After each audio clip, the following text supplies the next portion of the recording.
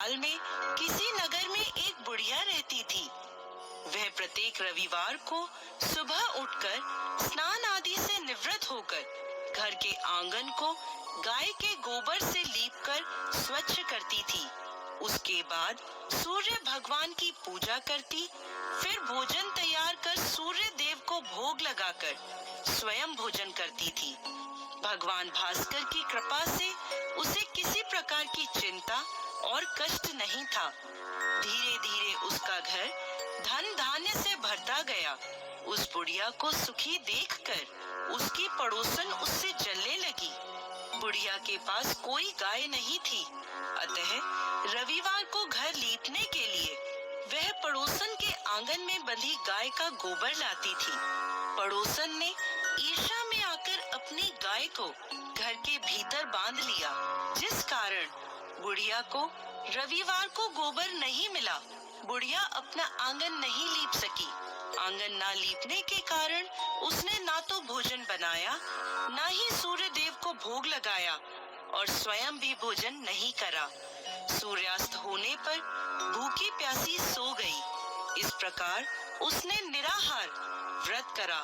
रात्रि में सूर्य भगवान ने उसे स्वप्न में दर्शन दिए और उन्होंने भोग न लगाने का कारण पूछा, तो बुढ़िया ने बहुत ही करुण स्वर में पड़ोसन द्वारा घर में गाय बांधने और गोबर न मिल पाने की बात कही।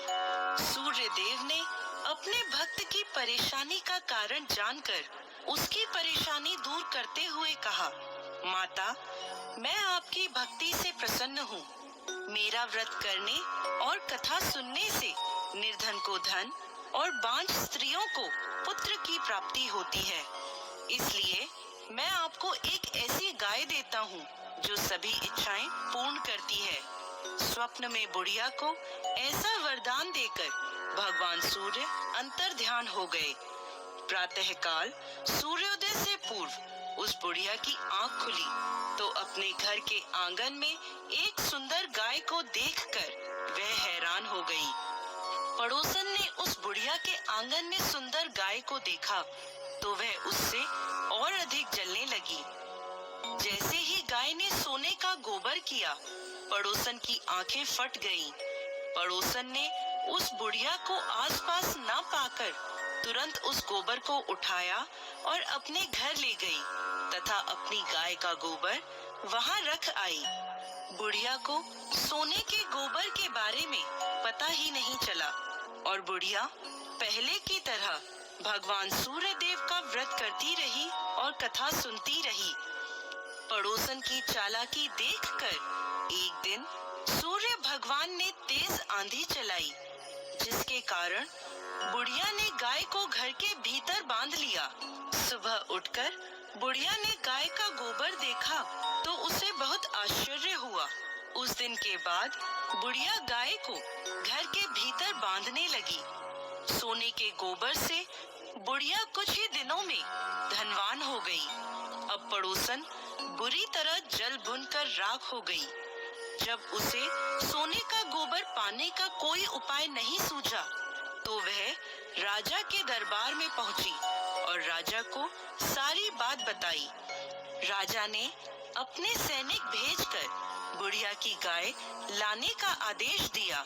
सैनिक बुढ़िया के घर पहुंचे। उस समय बुढ़िया सूर्य भगवान को भोग लगाकर स्वयं भोजन ग्रहण करने वाली थी। राजा के सैनिकों ने गाय को खोला और अपने साथ महल की ओर ले चले। बुढ़िया ने सैनिकों से गाय न ले जाने की प्रार्थना की।